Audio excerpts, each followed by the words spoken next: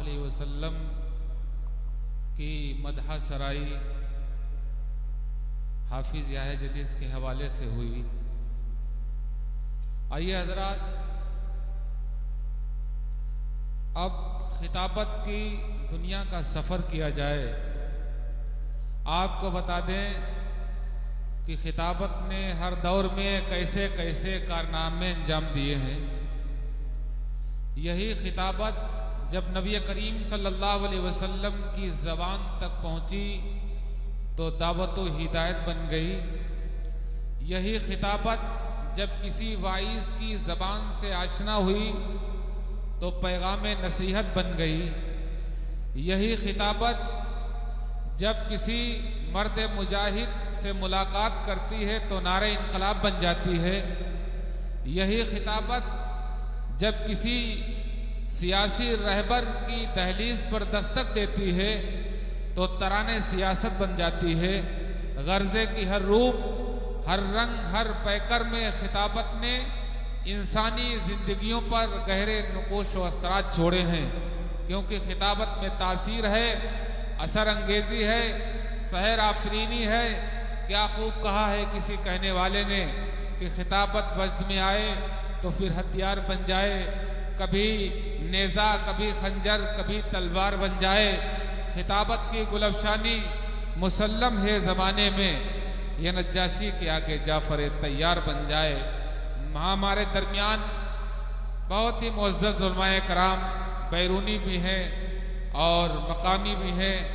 آپ کا محبوب معتبر دینی ادارہ مدرسہ اصلاح المسلمین کے ایک موقر اور مستند اور نوجوان عالم دین کو یہ کہتے ہوئے زحمت دینا چاہتا ہوں کہ خدا والے محبت کی زبان کو عام کرتے ہیں، بھلا جس میں سبھی کا ہو وہ ایسا کام کرتے ہیں، اور غم مخلوق رب دو جہاں میں ہر گھڑی دلکش، یہ ہے مرد مجاہد یہ کہاں آرام کرتے ہیں۔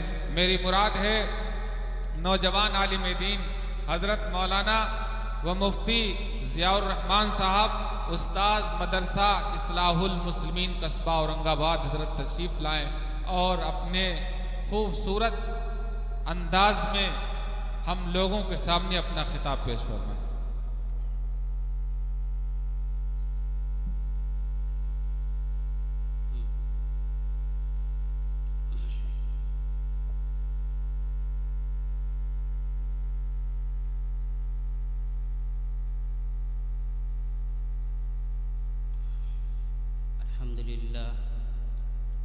الحمد لله نحمده ونستعينه ونستغفره ونؤمن به ونتوكل عليه ونعوذ بالله من شرور أنفسنا ومن سيئات أعمالنا، أما بعد، أعوذ بالله من الشيطان الرجيم، بسم الله الرحمن الرحيم، واتقوا يوما ترجعون فيه إلى الله، وقال النبي صلى الله عليه وسلم: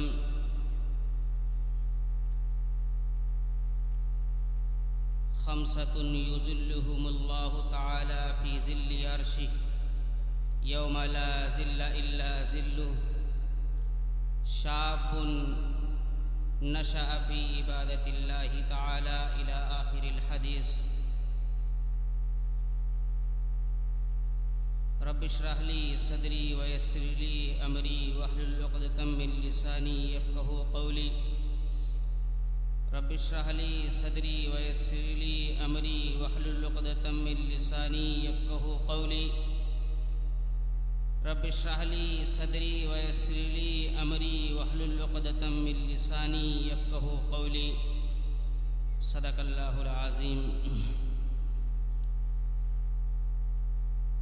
اسٹیج پر رونق افروز علماء کرام، حاضرین مجلس، پردہ نشین اسلامی ماؤں اور بہنوں،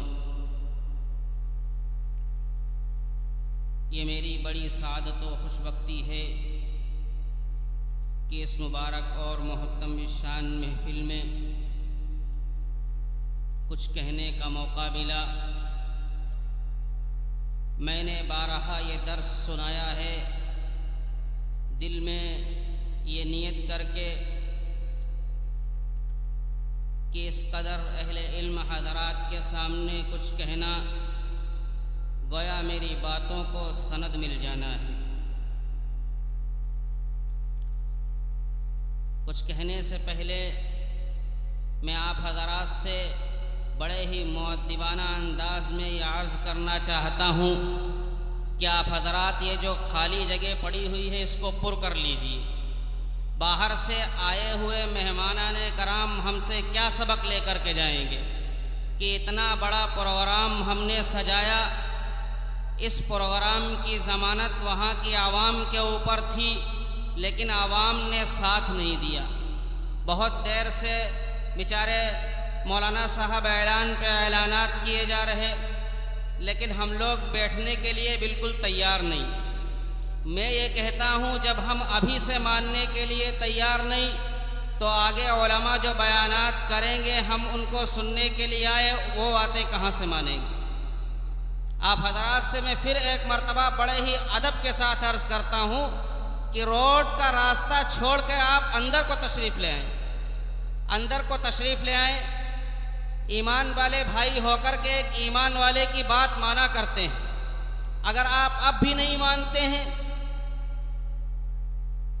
تو پھر آپ کی بات یہ کیا مانی جائے کہ آپ کسی کی بات کو مان کر اس کے اوپر عمل کریں گے۔ کمیٹی والے پرچیاں لکھ لکھ کے اوپر بھیج رہے ہیں، ایسا لگ رہا ہے کوئی اسٹیج کا پروگرام چل رہا ہے کہ ہماری بات نہیں مانی جا رہی، بار بار کہہ رہے ہیں ہم ان سے لیکن کوئی بیٹھنے کے لیے تیار نہیں۔ آپ حضرات یا تو اندر آ کر کے بیٹھیے یا یہ سامنے کا مجمع ہٹا دیجئے تاکہ کہنے والوں کو سننے والوں کو تکلیف نہ ہو۔ قرآن کی تلاوت ہو رہی تھی، ناظم صاحب نے بڑے ہی اچھے انداز میں قاری قرآن کو بلایا اور قرآن کی فضیلتوں کو بیان کیا اور آپ حضرات کی خوب تعریف کی کہ ہم ایمان والے ہیں، جب قرآن سنا جاتا ہے ہم خاموشی سے سنتے ہیں لیکن ایک بھی شخص بیٹھنے کے لیے تیار نہیں ہوا۔ آپ حضرات سے بار بار درخواست کر رہے کمیٹی کے حضرات، اگر یہ کام سارے گاؤں والوں کے اوپر ڈال دیا جاتا تو فتنہ و فساد پیدا ہو جاتا۔ چند حضرات کے ذمہ داری دی گئی اس مناسبت سے کہ وہ آپ کی رہبری کر سکیں، اس مناسبت سے نہیں کہ وہ آپ کے اوپر حاکم بنا دیے گئے۔ آپ ان سے بڑے زور دباؤ میں آ گئے، بار بار پرچیاں بیچارے ناظم کے پاس آ رہی۔ یہ کوئی کہنے کی بات ہے ایمان والوں سے؟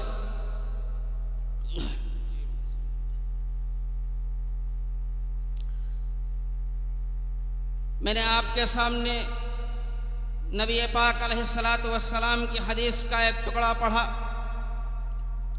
دعا کیجئے کہ اللہ تعالیٰ اس حدیث کی روشنی میں مجھ کو صحیح اور سچی بات کہنے اور سب سے پہلے مجھ کو اور اس کے بعد ہم سب کو عمل کی توفیق عطا فرمائے۔ گدا کو بادشاہ اور بادشاہوں کو گدا کر دے، گدا کو بادشاہ اور بادشاہوں کو گدا کر دے، میرے مولا تو جب چاہے کسی کو کیا سے کیا کر دے، جسے تو پکڑ لے اس کو چھڑا سکتا نہیں کوئی، جسے تو پکڑ لے اس کو چھڑا سکتا نہیں کوئی، اسے پھر کون پکڑے مولا جس کو تو رہا کر دے۔ حضرات محترم، ہمارے جلسے کا عنوان جلسہ سیرت النبی و اصلاح معاشرہ کے نام سے سجایا گیا۔ اگر کوئی شخص نبی پاک علیہ الصلاۃ والسلام کی سیرت کو بیان کرنے بیٹھے، ہم لوگ بارہا یہ سنا کرتے کہ آپ کی سیرت کے اتھاہ سمندر میں گوتے لگانے والا باہر نہیں نکالتا، لیکن اس کے ساتھ ایک دوسرا جملہ جڑا ہوا ہے اصلاح معاشرہ کے نام سے۔ اسی طرح سے جب اصلاح معاشرہ کے اوپر نظر ڈالی جاتی ہے تو غور کیا جاتا ہے کہ کس پہلو کو اجاگر کیا جائے، اصلاح معاشرہ کے نام سے کس بات کو سمجھایا جائے۔ یا اصلاح معاشرہ کے نام سے کس بات کے اوپر گفتگو کی جائے، اور پھر اس کے بعد کس شخصیت کو موضوع گفتگو بنایا جائے۔ آیا عورتوں کے تعلق سے کوئی بات کی جائے، جوانوں کے تعلق سے کوئی بات کی جائے، بوڑھوں کے تعلق سے کوئی بات کی جائے؟ کیونکہ ہمارے درمیان گناہوں کا ایک ایسا خاردار درخت اگا ہوا ہے جس کے اندر پھنسنے والا مرد بھی ہے، عورت بھی ہے، اور بچہ بھی ہے، جوان بھی ہے۔ میں یہ سمجھتا ہوں اصلاح معاشرہ کے اوپر اگر کچھ بولنے کے لیے بیٹھا جائے تو سب سے مضبوط چیز کو پکڑ لیا جائے۔ کہنے والے نے کہا کہ کسی بھی قوم میں نوجوان کی وہی حیثیت ہوا کرتی ہے جس طرح سے انسانی جسم کے اندر دست و بازو کی ہوا کرتی ہے۔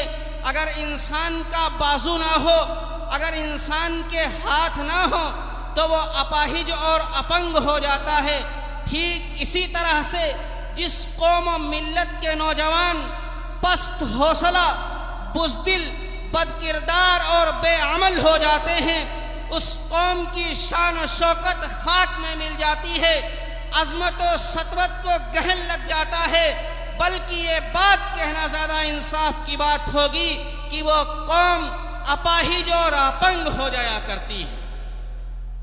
آج ہم جب اپنے معاشرے کے اوپر نظر ڈالتے ہیں تو سب سے زیادہ گناہوں کے دلدل میں، سب سے زیادہ برائی کے راستے پر چلنے والا جو طبقہ نظر آتا ہے تو وہ نوجوانوں کا طبقہ ہے۔ چاہے وہ مردوں کی فہرست سے ہو، چاہے وہ عورتوں کی فہرست سے ہو، نوجوان لڑکوں کو لے لیا جائے یا نوجوان لڑکیوں کو لے لیا جائے، اور پچھلے پرکھوں کے نوجوان لڑکوں کو لے لیا جائے، نوجوان لڑکیوں کو لے لیا جائے، تو ان کے اور ہمارے درمیان زمین و آسمان کا خلا محسوس ہوتا ہے۔ جب ہم ان کا جائزہ لیتے ہیں اور اپنا جائزہ لیتے ہیں اور اپنے اور ان کے درمیان ایک لمبی کھائی پاتے ہیں، کیونکہ وہ کردار کی بلندیوں پر تھے، ہم بد کرداری کی دلدلوں کے اندر دبے ہوئے ہیں۔ وہ پاکوازی و پارسائی کی فضاؤں میں تھے، ہم بے راہ روی اور عیش و پروری کے کن کیچڑوں میں، کن دلدلوں میں دھسے ہوئے۔ آپ اندازہ لگائیے، آج کے نوجوان کے اوپر آپ نظر ڈالیے، آپ فرق نہیں کر پائیں گے بارہا کہ یہ مرد ہے یا عورت ہے، کیونکہ ہماری ماں بہنوں نے جس فیشن کو آج سے کئی سال پہلے پسے پش ڈال دیا تھا، آج لڑکوں نے ان فیشنوں کو اپنے جسم کے اوپر بطور فخر کے پہننا شروع کر دیا ہے۔ آپ اندازہ لگائیے کہ وہ مائیں اور بہنیں کہ جو اپنے جسم کی نمائش کرنے کے لیے، جو اپنے جسم کو دکھانے کے لیے ان نوجوان لڑکوں کے سامنے آتی ہیں، یہ نوجوان لڑکے اور ہم جیسے نوجوان اپنی نگاہوں کو کنٹرول نہیں کر پاتے، لیکن تاریخ کو جب اٹھا کر کے دیکھتے ہیں تو تاریخ کچھ اور ہی کہتی ہے کہ ہمارے نوجوانوں کے سامنے جب اس طرح کے معاملات پیش آیا کرتے تھے تو گویا ان کی نگاہوں میں پردہ پڑ جایا کرتا تھا۔ ان کی نگاہیں صرف اور صرف اس بات کو دیکھا کرتی تھیں کہ اسلام کا پرچم جھکتا ہوا نظر تو نہیں آ رہا، اسلام کا پرچم گرتا ہوا نظر تو نہیں آ رہا۔ وہ صرف اور صرف اس بات کو سامنے رکھا کرتے تھے کہ کہیں پر نبی پاک علیہ الصلوۃ والسلام کی لائی ہوئی شریعت کے اوپر داغ اور دھبا تو نہیں لگ رہا۔ لیکن افسوس صد افسوس، آج کے دور کے اندر ہم جیسے نوجوانوں کا یہ حال ہے کہ دین کی تو فکر بالکل کرنی ہی نہیں۔ سماج کے اندر اسلام کی بے عزتی ہوتی ہے تو ہونے دو، اسلام کے نام لیوا سمجھاتے ہیں سمجھانے دو، ہم کو کرنا ہے تو یورپی تہذیب کے راستے کے اوپر چل کر وہ کام کرنے ہیں کہ جن سے دنیا والے ہم کو داد و دہشت دے۔ اور اس خرافات کے اندر جس طرح سے ہمارے مرد ملوث ہیں، اسی طرح سے ہماری مائیں اور بہنیں بھی ملوث ہیں۔ ہماری مائیں اور بہنیں اس بات کو سمجھتی ہیں کہ ذہن کے اندر یہ بات بٹھائے ہوئے ہیں کہ اگر چہرے کے اوپر اچھا سا کریم لگا لیا جائے، اگر ہونٹوں پر اچھی سی لپسٹک لگا لی جائے، بالوں کو اچھے سے سنوار لیا جائے، دنیا کی سب سے خوبصورت عورت وہ ہو جایا کرتی ہے۔ میں آپ کو بتاؤں، نبی پاک علیہ الصلوۃ والسلام کی مجلس سجی ہوئی ہے، آپ علیہ الصلوۃ والسلام صحابہ سے ایک سوال کر بیٹھے کہ میرے پیارے صحابہ یہ بتاؤ دنیا کی سب سے خوبصورت عورت کون ہے؟ آپ علیہ الصلوۃ والسلام کی طرف سے سوال سن کر صحابہ نے جواب دینا شروع کر دیا۔ کسی نے کہا جس کے خاندان میں کوئی اعلیٰ معیار کے اوپر سیاست پہ بیٹھا ہوا ہو تو اس کے خاندان میں سیاست ہے، وہ خاندان کی سب سے خوبصورت عورت ہے۔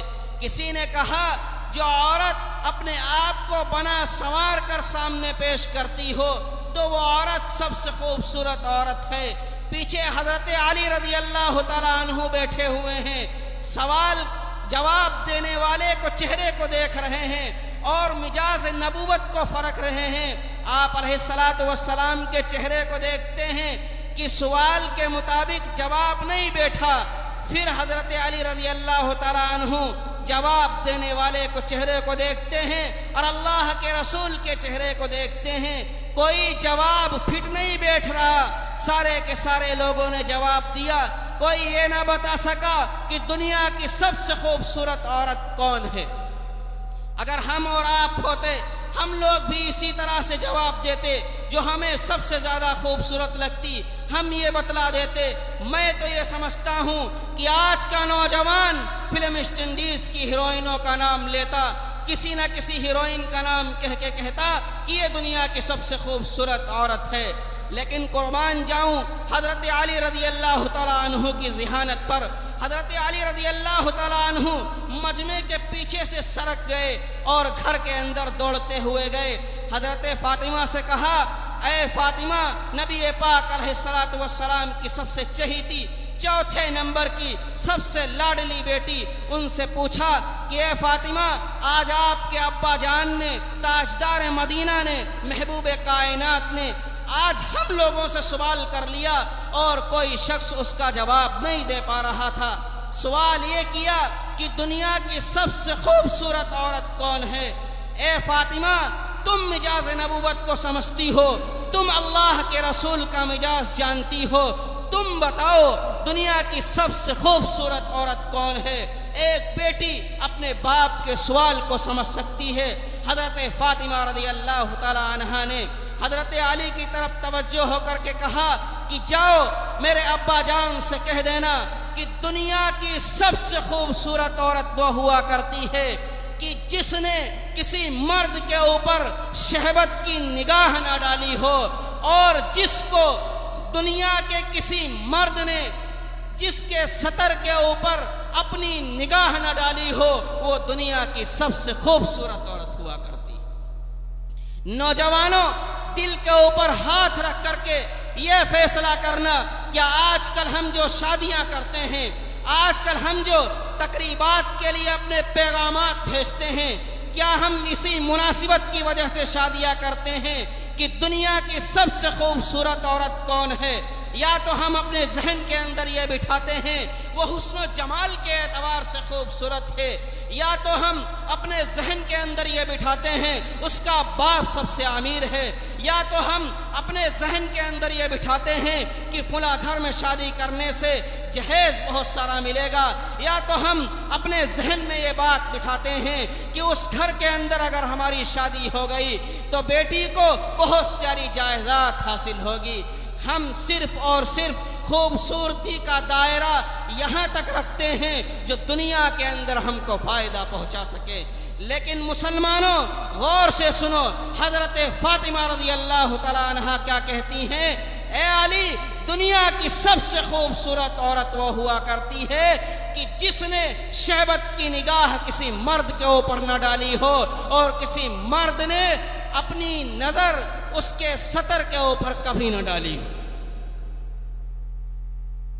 حضرت علی رضی اللہ تعالیٰ عنہ دوڑتے ہوئے آپ علیہ الصلوۃ والسلام کی خدمت میں آتے ہیں اور کہتے ہیں کہ اللہ کے رسول جواب مل گیا، میں جواب دیتا ہوں۔ اللہ کے رسول نے کہا دیجئے جواب کیا ہے؟ حضرت علی رضی اللہ تعالیٰ عنہ نے کہا دنیا کی سب سے خوبصورت عورت وہ ہوا کرتی ہے کہ جس نے شہوت کی نگاہ کسی مرد کے اوپر نہ ڈالی ہو اور کسی مرد نے اس کے سطر کے اوپر کبھی نگاہ نہ ڈالی ہو۔ آپ علیہ الصلوۃ والسلام مسکرائے اور کہا اے علی یہ جواب تمہارا ہے یا کسی اور کا ہے؟ حضرت علی رضی اللہ تعالیٰ عنہ بھی مسکرائے اور کہا کہ اللہ کے رسول یہ جواب میرا نہیں بلکہ آپ کی سب سے چہیتی لاڈلی حضرت فاطمہ رضی اللہ تعالیٰ عنہ کا ہے۔ بتانا یہ ہے کہ دنیا کے اندر نوجوان لڑکوں کے اندر اور نوجوان لڑکیوں کے اندر ہماری ماں اور بہنوں کے ذہنوں کے اندر یہ بات بیٹھی ہوئی ہے کہ اگر ہم اپنے آپ کو بنا سنوار کر لوگوں کے سامنے پیش کریں گے تو ہم سب سے زیادہ خوبصورت ہیں، لیکن اللہ کے نبی کیا کہتے ہیں؟ دنیا کی خوبصورت عورت وہ ہوا کرتی ہے کہ جس نے شہوت کی نگاہ کسی مرد کے اوپر نہ ڈالی ہو اور کسی غیر محرم مرد نے اپنی نظر اس کے سطر کے اوپر نہ ڈالی۔ اور آج کی تقریبات کا آپ جائزہ لیجئے، آپ اپنی شادی بیاہ کے اندر جائیے اور اندازہ لگائیے اور لوگوں کے ذہنوں سے اس واقعے کا موازنہ کیجئے اور سوچئے کہ یقیناً دنیا کے اندر جو ہم لوگوں میں ایک رواج عام ہے وہ بالکل اس کا الٹا ہے۔ دنیا کی خوبصورت عورت ہم وہ سمجھتے ہیں جو لوگوں کے سامنے اپنا سطر دکھا کر کے آئے۔ دنیا کی سب سے خوبصورت عورت ہم یہ سمجھتے ہیں جو لوگوں کے سامنے اپنے بال چھڑک کر کے آئے۔ یاد رکھو اللہ کے رسول صلی اللہ علیہ وسلم نے فرمایا کہ دنیا کی سب سے بدترین عورت وہ ہے کہ جس کے سطر کو غیر محرم مرد نے دیکھا۔ اب یہاں بیٹھے ہوئے نوجوانوں سے میں پوچھنا چاہتا ہوں، آپ اپنے لیے سب سے خوبصورت عورت تجویز کرنا چاہتے ہیں یا سب سے بدترین عورت تجویز کرنا چاہتے ہیں؟ اور میں پردہ نشین ماں اور بہنوں سے پوچھنا چاہتا ہوں، کیا وہ دنیا کے سامنے اپنے آپ کو سب سے خوبصورت عورت اس طریقے سے پیش کرنا چاہتی ہیں جس طرح اللہ کے رسول نے بتلایا، یا اس طریقے سے پیش کرنا چاہتی ہیں جو دنیا میں آپ علیہ الصلوۃ والسلام نے بدترین عورت کہہ کر کے لقب دیا؟ یہ فیصلہ ہم کو کرنا ہے کہ اپنے بچوں کے لیے مائیں تجویز کس طرح سے کرنی ہے۔ یہ فیصلہ ہم کو کرنا ہے کہ ہم اپنے لیے مائیں اور اپنے لیے بیویاں اور اپنے گھر کے اندر آنے والی مائیں اور بہنیں کس طرح سے تجویز کریں۔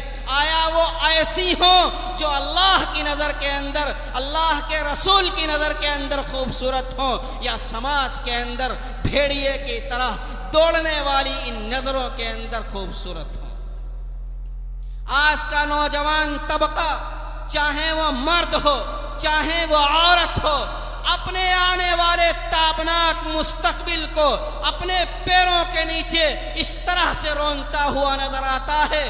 افسوس ہوتا ہے ان نوجوانوں کے اوپر جو آج کل رائج کھیلوں میں اپنے وقت کو ضائع کرتے ہیں، سٹے کے اندر اپنے وقت کو ضائع کرتے ہیں، جوئے کے اندر۔ کیا آپ کے تابناک مستقبل کی روشنی اس سٹے سے روشن ہوگی؟ کیا آپ کے تابناک مستقبل کی روشنی اس جوئے سے روشن ہوگی؟ افسوس کے ساتھ کہنا پڑتا ہے جب ان گلیوں کے اندر گزرو، جن گلیوں کے اندر گزرنے پر بھی شرم آیا کرتی ہے، چھوٹے چھوٹے بچے اپنے والدین کے ساتھ، چھوٹے چھوٹے بچے اپنے بھائیوں کے ساتھ گچیاں کھیلتے ہوئے نظر آتے ہیں۔